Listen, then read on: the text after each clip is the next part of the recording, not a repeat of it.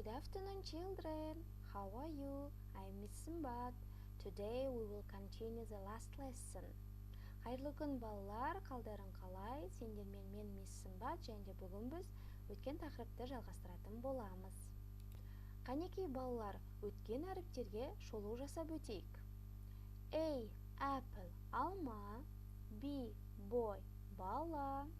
C. Cat, мысық. D. Dog, ит. E. Egg, жұмыртқа. F. Father, әке. G. Girl, қыз. H. Honey, бал. I. Ice cream, балмұздақ. J. Juice, сок. K. Key, кілт. L. Lion, арыстан. M. Mother, ана. N. Nest, ұя. O. Ox, бұқа. P. Present, сыйлық. Q. Queen, патшайым. R. Rainbow, кемпірқосақ. S. Star, жұлдыз. T. Tiger, жолбарыс. U. Umbrella, зонтик. V. Vase, құмыра. W.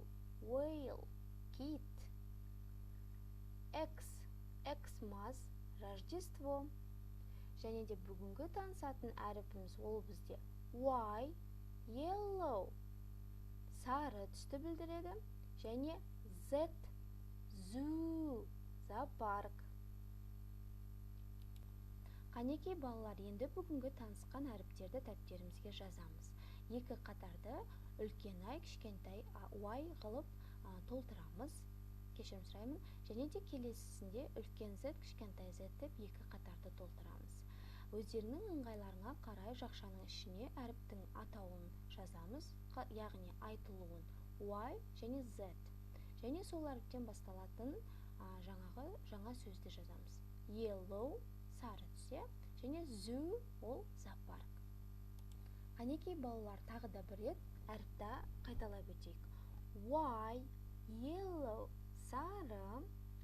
Z. Zoo, зоопарк. Once more. Y. Yellow, сары. Z.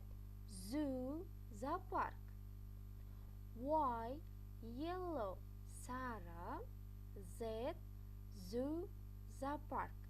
Яғни осы әріппен біз ағылшын алфавитін аяқтаймыз.